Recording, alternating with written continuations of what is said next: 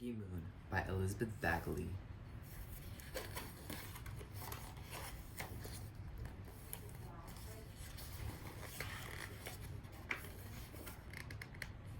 Digger and Tigger spent all their time in the yard.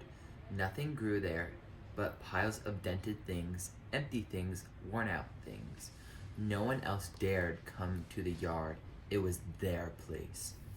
Digger and Tigger were rough and tumble boys, spiky-haired, hole-at-the-knee boys. They were not brothers, but they went together like a garbage can and its lid. One day, a girl arrived. She walked through the high gate and clicked it shut behind her.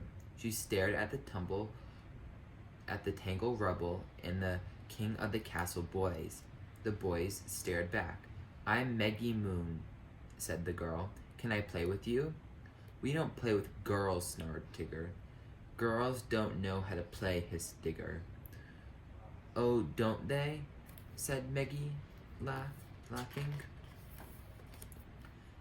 Meggie left the boys standing in the shadows and went to explore. The yard was a mess, and the boys were unfriendly, but Meggie had ideas. She picked up some of the trash and began to arrange it. A tin here and a pipe there until... "It's a racing car," said Tigger. "You can drive it if you want," offered Meggie. "Not likely," said Digger. But as soon as Meggie left, the boys jumped into the car and raced away until dark. The next day, Meggie came to the yard again. Digger and Tigger watched her picking over the junk. "Come on, build something," ordered Tigger. So Meggie made a ship. When it was finished, the boys played pirates. "Can I come aboard?" she asked. "I suppose so. I suppose you could be our cook," said Tigger.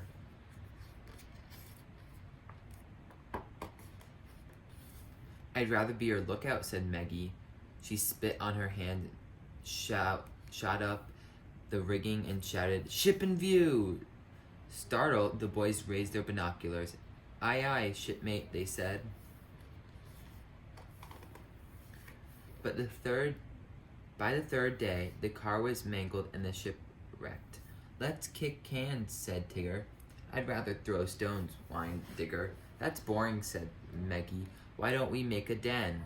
She found wall things and roof things, and the boys crammed and jammed them into a corner. They played until dark when the bed calls came. Every day, Meggie thought of something different.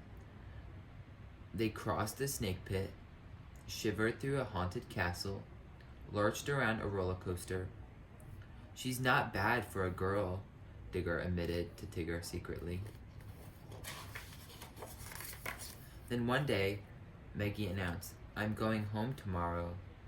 The boys gazed at the yard. They remembered how, before Meggie came, the rubble was just rubble. "But what will we play with?" wailed Digger.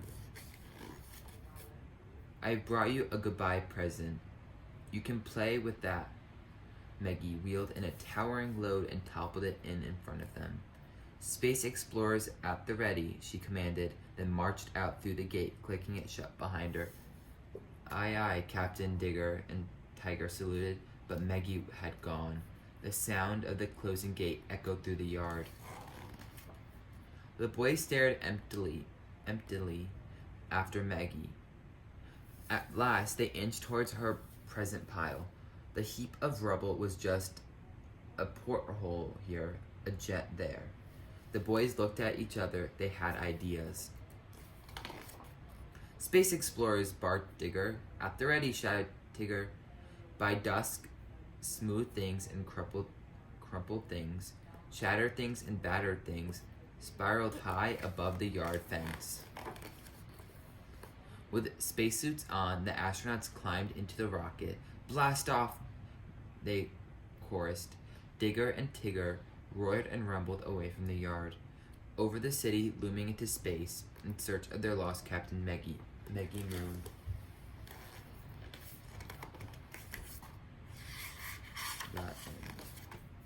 And that was Meggie Moon.